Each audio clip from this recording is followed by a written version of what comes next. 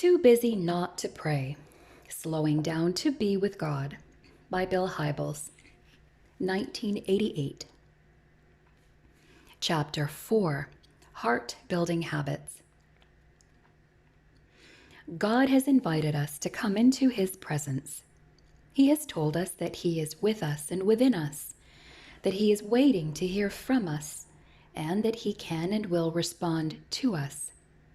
What is more, He has told us what kind of habits we must develop in order to make the most of His blessings. Some time ago, I was helping a friend grieve the sudden loss of his dad. During the course of our conversation, he said, "You must have been totally shocked when your dad died at such an early age." "Well, yes and no," I replied. "The morning my brother called and told me he had just died of a heart attack, that was a shock. But that he would die young was not a shock at all. My father's death was predictable because he had a horrendous family history of heart disease. Even more importantly, he had terrible health habits. He used to say, 'I don't eat anything that has not been cooked in 30-weight Haveline motor oil.' He didn't exercise. He didn't have regular hours for sleep. And he was in a fast-paced, high-stress job his entire adult life. Because of the lifestyle he chose, he suffered from indigestion, heartburn, and high blood pressure. He carried 20 extra pounds, could not walk at a fast pace, and experienced serious dips in energy. Near the end of his life, he couldn't even do the basic sail-handling chores on his beloved boat. His bad habits not only led to an early death, they also made his life uncomfortable." The quest for the magic wand.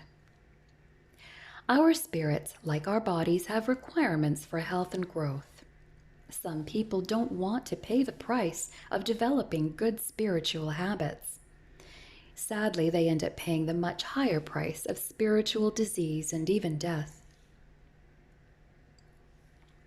Last year, a man came to me in despair.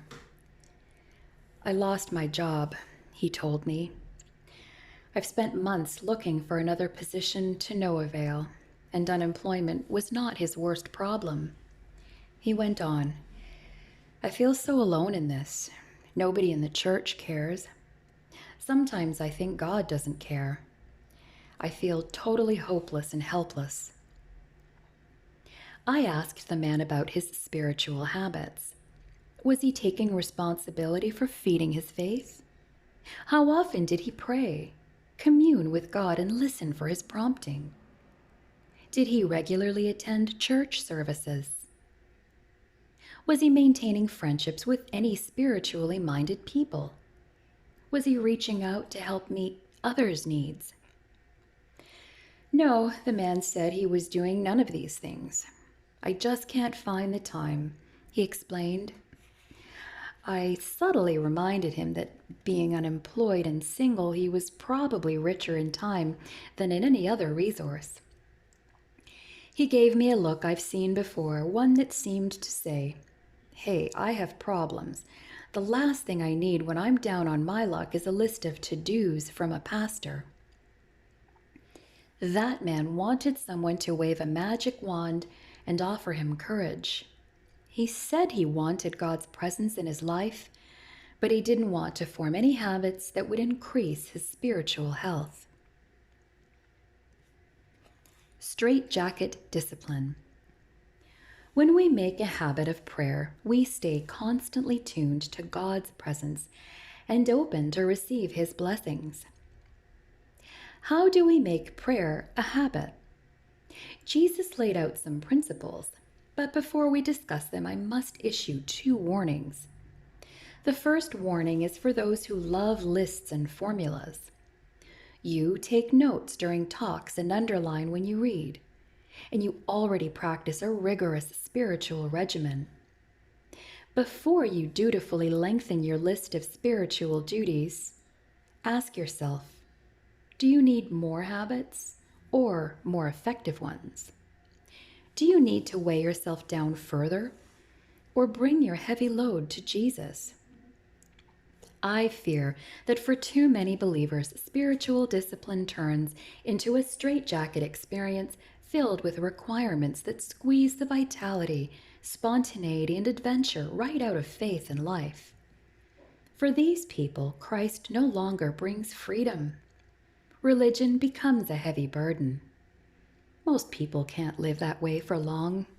Some of those who really work at it develop such a self-righteous attitude that everyone wishes they would fail.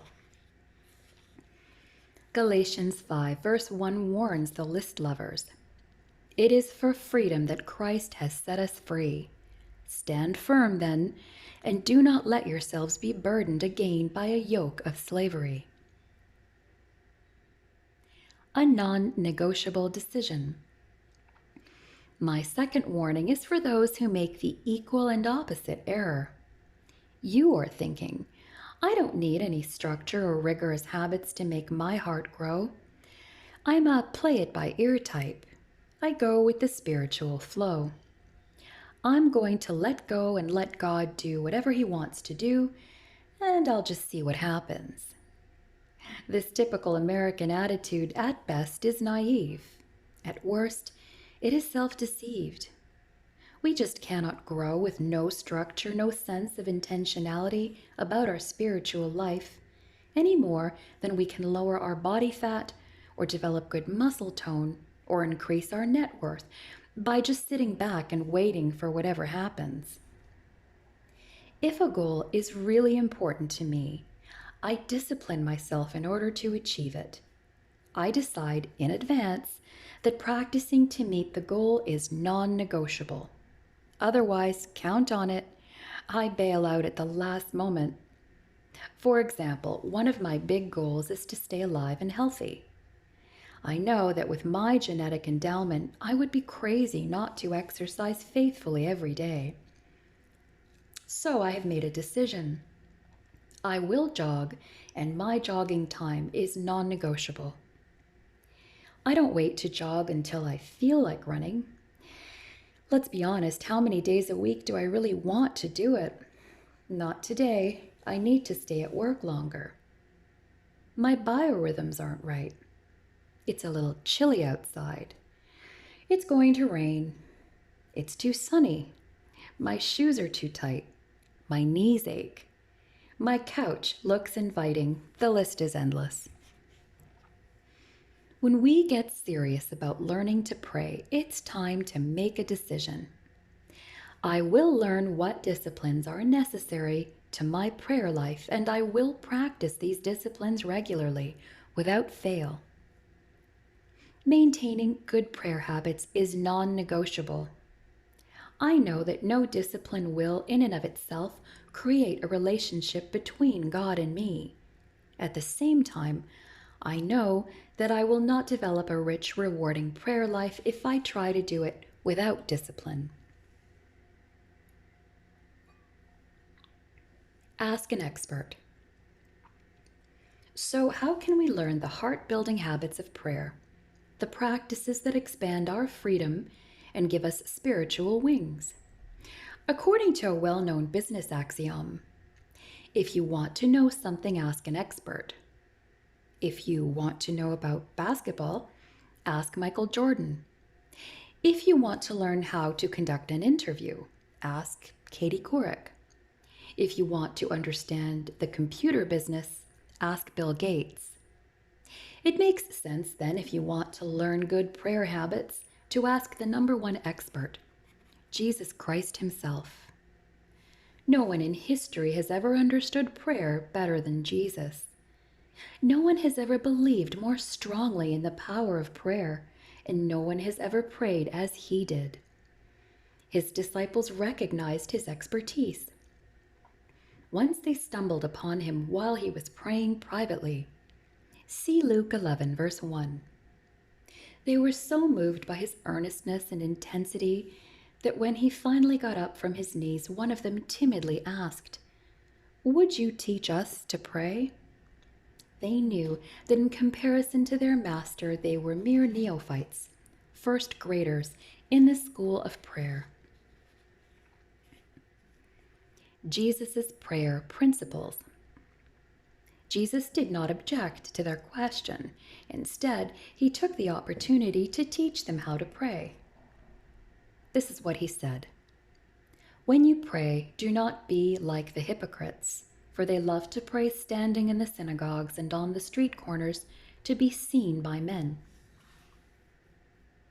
When you pray, go into your room, close the door, and pray to your Father who is unseen. Then your Father who sees what is done in secret will reward you. And when you pray, do not keep on babbling like pagans, for they think they will be heard because of their many words. Do not be like them, for your Father knows what you need before you ask him.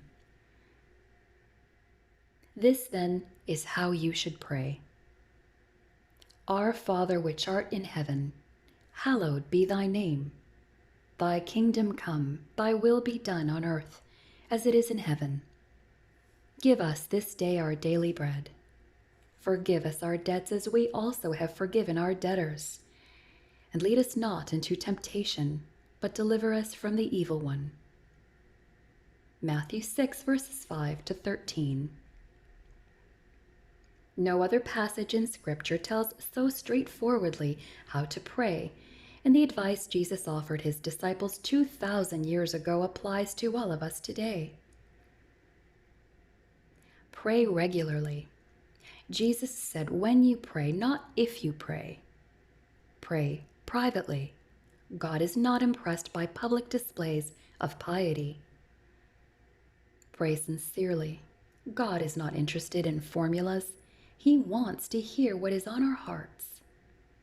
Pray specifically. Take the prayer we call the Lord's Prayer or the Our Father as a model. In the next chapter, we will look at Jesus' prayer principles one at a time.